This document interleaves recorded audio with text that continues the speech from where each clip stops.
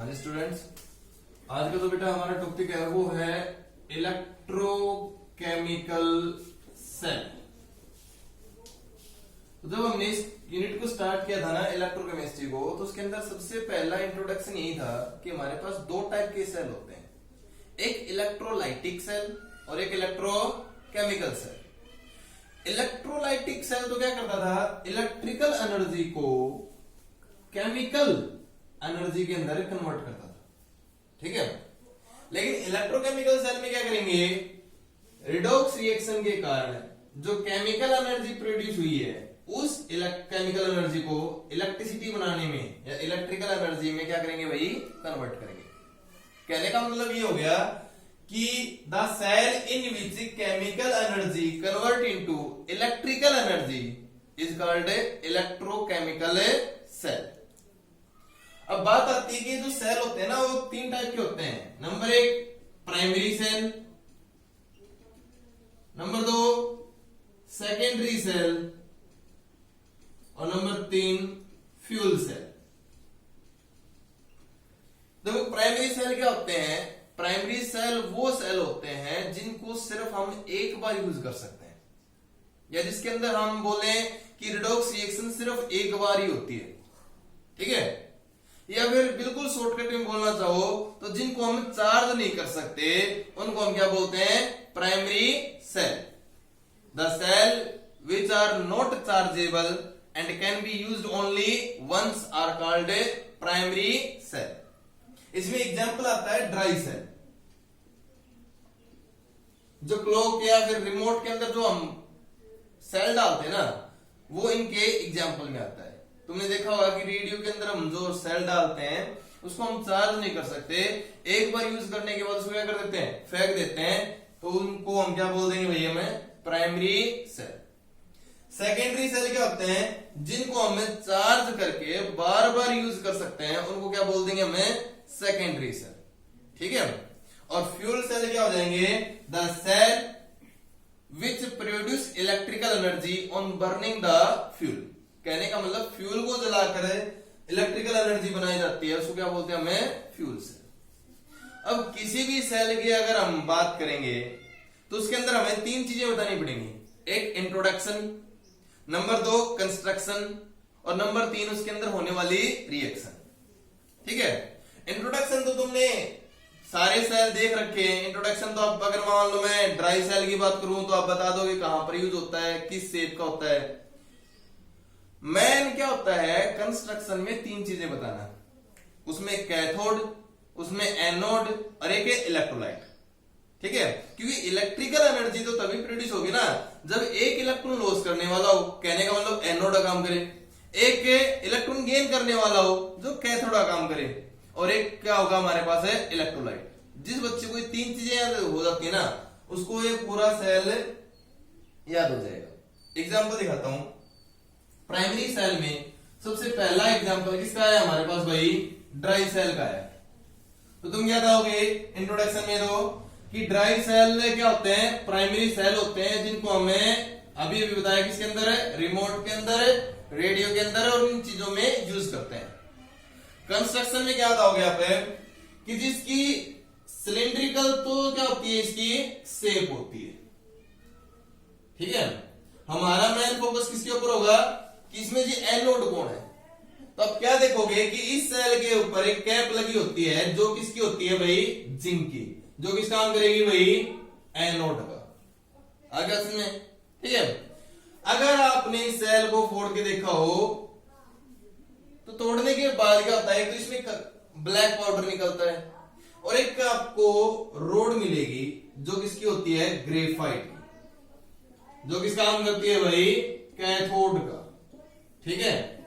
तो हमारे पास दो चीजें तो हो गई, एनोड और कैथोड। अब बात आती है इलेक्ट्रोलाइट की। तो इसके अंदर दो टाइप का ब्लैक पाउडर होता है, अंदर हम भरते हैं MnO2 प्लस कार्बन और बाहर भर देते हैं हम NH4Cl प्लस ZnCl। यहां तक हो गया याद।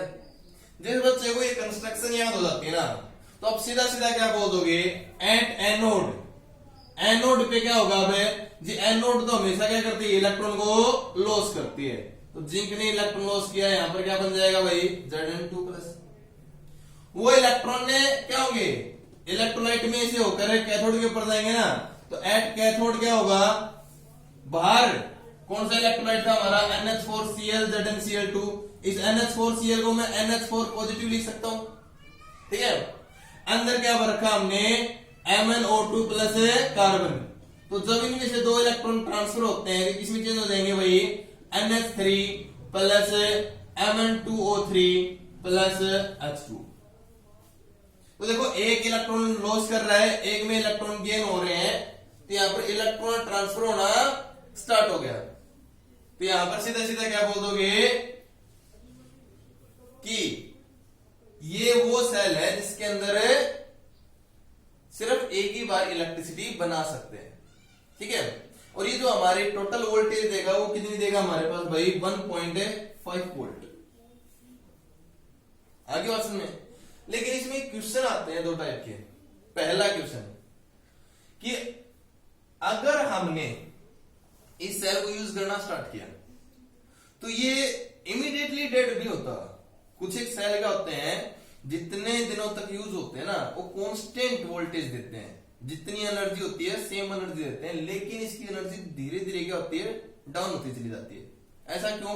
क्योंकि इसमें क्या होता है कि जब रिएक्शन होती है उसमें आयंस का रोल होता है। जैसे जैसे इस आयन की कंसंट्रेशन डिक्रीज होगी ना वैसे वैसे इसकी क्या हो जाएगी पावर भी डिक्रीज हो जाएगी। आगे बात सुनिए, ठीक है। इससे अगले वाले सेल में हम बताएंगे उसमें किसी भी आयंस का मूवमेंट या फिर किसी भी आयन का कोई रोल नहीं होता।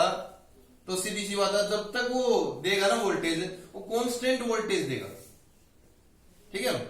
नंबर 2 क्या होता है कि हम किसी भी प्रोडक्ट को खरीदते हैं तो क्या होता है उसके ऊपर एक्सपायरी डेट देखते हैं ना, ठीक है।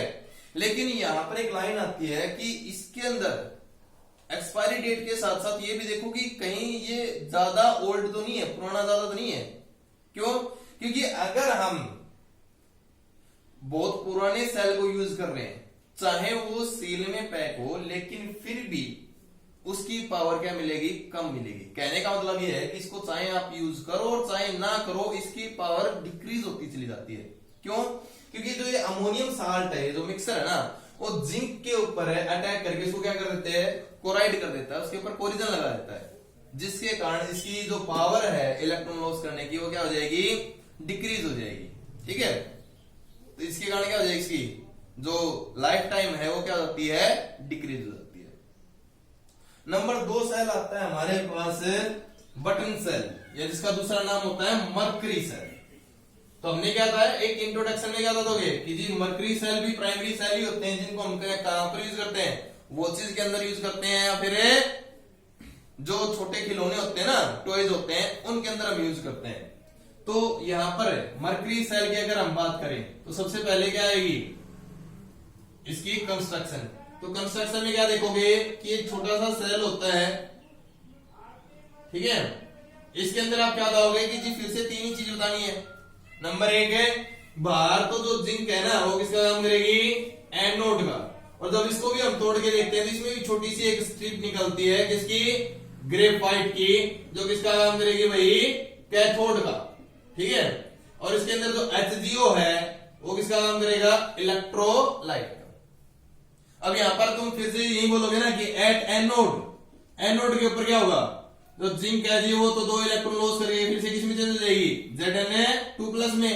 और एट कैथोड क्या हो जाएगा कि यहां से 2 इलेक्ट्रॉन लॉस हुए हैं इलेक्ट्रोलाइट में से होके कैथोड के ऊपर जा रहे हैं तो यहां पर क्या चेंजमेंट होगा कि ये 2 इलेक्ट्रॉन गेन करके Hg+O2 नेगेटिव में कन्वर्ट हो जाएंगे, ठीक है।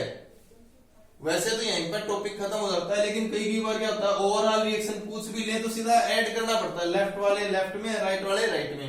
यहां पर क्या कर दोगे जिंक प्लस में HgO 2 इलेक्ट्रॉन से 2 इलेक्ट्रॉन कट जाएंगे, यहां पर क्या जाएगा Hg प्लस में जिंक 2+ और O2 नेगेटिव मिलके बना देंगे Zn। हर सेल में यही करना होता है, लेफ्ट वाले लेफ्ट में राइट वाले राइट में ऐड करने होते हैं, बस यहां तक समझ में आ गया, ठीक है। अब बात आती है ये क्या करता है हमारे पास 1.35 वोल्ट की कांस्टेंट वोल्टेज देता है, क्योंकि यहां पर मैंने कहा था किसी भी आयंस का इन्वॉल्वमेंट नहीं है रिएक्शन के अंदर, तो यहां पर क्या होता है कि जब तक ये हम इसको यूज करेंगे तब तक ये क्या करेगा भाई, कांस्टेंट वोल्टेज को गिव करेगा। अब बात करते हैं सेकेंडरी सेल की। तो सेकेंडरी सेल में इंट्रोडक्शन में क्या बता दोगे कि इनको हमें चार्ज कर सकते हैं, बार बार यूज कर सकते हैं। तो इसमें सबसे पहला कौन सा आता है भाई, लेड स्टोरेज बैटरी, जिसको हम क्या करते हैं घर में यूज करते हैं इन्वर्टर के साथ। तो लेड स्टोरेज बैटरी में क्या देखोगे, हमें तो देखो तीन चीजें देखनी है, एनोड, कैथोड एंड इलेक्ट्रोलाइट। तो इसमें 3 एनोड होती हैं, किसकी, पीबी, लेड की, ठीक है, और 3 कैथोड देते हैं, किसकी, PbO2, लेड डाइऑक्साइड, इसके हम ले लेते हैं क्या, कैथोड। और इलेक्ट्रोलाइट की अगर हम बात करें तो यहां पर 38% कंसंट्रेटेड H2SO4 को ले लेते हैं एज एन इलेक्ट्रोलाइट, ठीक है। अगर आप सिंपल भाषा में बात करना चाहें तो सीधी सी बात है, हमें क्या सिखा रखा है कि एट एनोड, एनोड वाला हमेशा क्या करता है, इलेक्ट्रॉन लॉस, पीबी ने 2 इलेक्ट्रॉन लॉस किया, पीबी 2+ में कन्वर्ट। और कैथोड वाला क्या करेगा भाई, एट कैथोड क्या देखोगे कि ये जो PbO2 है वो 2 इलेक्ट्रॉन गेन करेगा, किसमें चेंज जाएगा, PbO में। अगर सिंपल लैंग्वेज में देखना चाहो तो, अगर सारी रिएक्शन याद नहीं हो रही है तो, ठीक है। लेकिन अगर हम बुक के अकॉर्डिंग देखना चाहें तो क्या कहोगे कि जो Pb है वो 2 इलेक्ट्रॉन लॉस कब करेगी, जब इसके पास SO4 2 नेगेटिव आयन आएंगे, तो ये किसमें चेंज हो जाएगा, PbSO4 में, ठीक है। और यहां पर ये 2 इलेक्ट्रॉन है गेन कब करेगा PbO2, जब SO4 नेगेटिव में साथ साथ H पॉजिटिव आयन भी तो बने थे, तो वो 2 इलेक्ट्रॉन गेन करेंगे, H पॉजिटिव आयन भी पास आ जाएंगे, SO4 2 नेगेटिव भी। यहां पर क्या बन जाएगा आपके पास, PbO plus PbSO4 plus H2 आ गया समझ में, ठीक है। अब इसी में से एक क्वेश्चन और आता है कि ये रिएक्शन तब होती है जब डिस्चार्जिंग हो रही हो। डिस्चार्जिंग का मतलब है हम इन्वर्टर से एनर्जी को ले रहे हैं, लेकिन तुम क्या बोलते हो कि कुछ देर के बाद वो बैटरी डेड भी तो होती है ना, कमजोर हो जाती है, हम क्या करते हैं, वो चार्जिंग करते हैं। तो चार्जिंग के दौरान कौन सी रिएक्शन होती है, तो आप क्या बताओगे, अगर डिस्चार्जिंग में ये है तो चार्जिंग में क्या कर दोगे, जो एरो आपने ऐसे लगा रखे ना, इस एरो को सिर्फ ऐसे की बजाय ऐसे लगा देना। चार्जिंग की मतलब डिस्चार्जिंग की क्या हो जाएगा, चार्जिंग, ठीक है। मैं क्या बताया भाई, जो एरो हम राइट हैंड साइड कर रहे थे ना, उसको क्या कर देंगे भाई, लेफ्ट हैंड साइड में कर देंगे बस। जो प्रोडक्ट का काम कर रहा था वो रिएक्टेंट का काम करने लग जाएगा, जो रिएक्टेंट का काम कर रहा था वो प्रोडक्ट का काम करने लग जाएगा। एनोड की जगह कैथोड लिख देना, कैथोड की जगह एनोड लिख देना, और कोई चेंजमेंट नहीं। आगे बात समझ इतना। अब यहां पर तुम्हें एक चीज और भी आती है कि जी यहां पर जी वोल्टेज कितनी मिलेगी, तो तुम क्या बताओगे कि एक इलेक्ट्रोड के कारण 2 वोल्टेज मिलती है हमें यहां पर। अगर इन ये जो 6 की 6 इलेक्ट्रोड है, इनको अगर हम सीरीज के अंदर कनेक्ट कर दें तो टोटल वोल्टेज कितनी आ जाएगी हमारे पास भाई, यहां पर है 12, ठीक है। तो ये जो बैटरी होती है 12 वोल्टेज का करंट प्रोड्यूस करती है।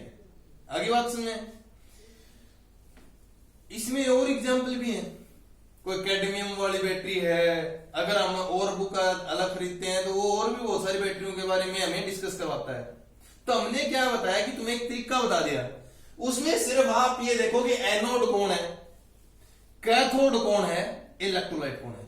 एनोड से इलेक्ट्रॉन लॉस करवा दो, कैथोड से इलेक्ट्रॉन गेन करवा दो, बस, और कोई चेंजमेंट है ही नहीं, ठीक है।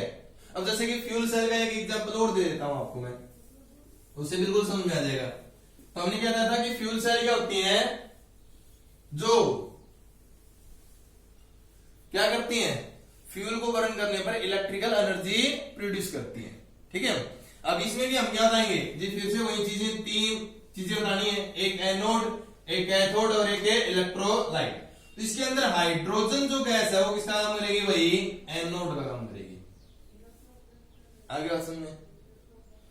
और जो ऑक्सीजन गैस है वो किसका काम करेगी, कैथोड का काम करेगी। 2 चीजें हो गई। और NaOH और KOH क्या ले लेंगे, एज एन इलेक्ट्रोलाइट ले लेंगे। फिर से वही बात बोलोगे कि जो एनोड वाली है जी वो क्या करेगी, इलेक्ट्रॉन ने लॉस करेगी। शॉर्टकट में लिख सकते हो ऐसे, ठीक है। और कैथोड वाली क्या करेगी, आपका इलेक्ट्रॉन गेन करेगी। अगर ओवरऑल देखें तो यहां पर क्या आ जाएगा, H2 प्लस O2, यहां से 4 इलेक्ट्रॉन कट जाएंगे, ये H पॉजिटिव O2 नेगेटिव में लेके आना देंगे, वाटर की फॉर्मेशन कर देंगे। आई बात समझ इतना, ठीक है।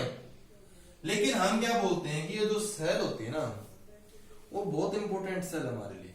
एक तो इसकी वर्किंग एफिशिएंसी है ना वो बहुत गुड है, 62% इसमें वर्किंग एफिशिएंसी आती है, इससे भी ज्यादा, ठीक है।